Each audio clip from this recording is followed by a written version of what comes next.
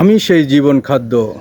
জন তার 6 অধ্যায় 1 থেকে আমরা যদি সেখানে কিছু পদ আমরা দেখি, সেখানে কম বেশ 5,000 লোককে সারাদিন ব্যাপী আত্মিক খাদ্য পরিবেশন, সন্ধ্যাকালীন সময়ে দৈহিক খাদ্য পরিবেশন, জলের উপর দিয়ে হাঁটা ইত্যাদি কাজগুলো করার মাধ্যমে যিশু জনতার কাছে নিজেকে তুলে ধরলেন সব কিছুরই যোগানদাতা এবং কর্তৃত্বকারী ঈশ্বর রূপে।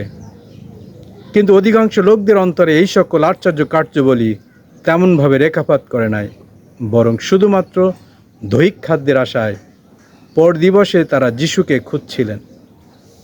যিশু তাদের অন্তরের ভাব জেনে প্রান্তরে পূর্বপুরুষদের ঈশ্বর অলৌকিকভাবে মান্না দিয়েছিলেন সেই প্রসঙ্গ ধরে শিক্ষা দিতে দিতে জীবন খাদ্যের প্রসঙ্গ চলে আনলেন। কারণ প্রান্তরে শয়তান কর্তৃক পরীক্ষার সময় যিশু বলেছিলেন, মনুষ্য কেবল রুটিতে বাঁচিবে না, কিন্তু ঈশ্বরের মুখ হইতে যে প্রত্যেক বাক্য নির্গত হয় তাহাতেই বাঁচিবে। তাই রুটি নয়, ঈশ্বরের বাক্য গ্রহণ করা আমাদের প্রত্যেকের জন্য জরুরি বিষয়।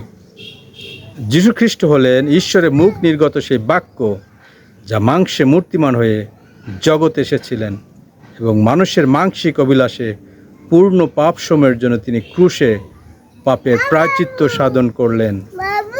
সুতরাং যখন আমরা তাহাতে থাকি ও তার বাক্য পালন করি, আমরা মূলত তার দেহকে গ্রহণ করি বা ভক্ষণ করি।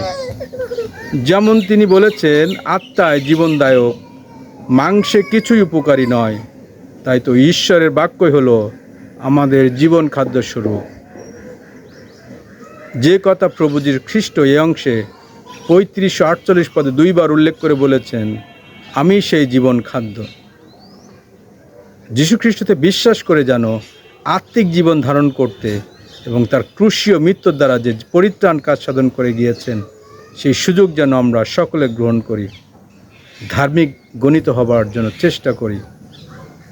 আমি সেই জীবন খাদ্য, যে আমার পশ্চাতে আসে সে কোনো মতে অন্ধকারে চলিবে না, জগতের দীপ্তি পাইবে।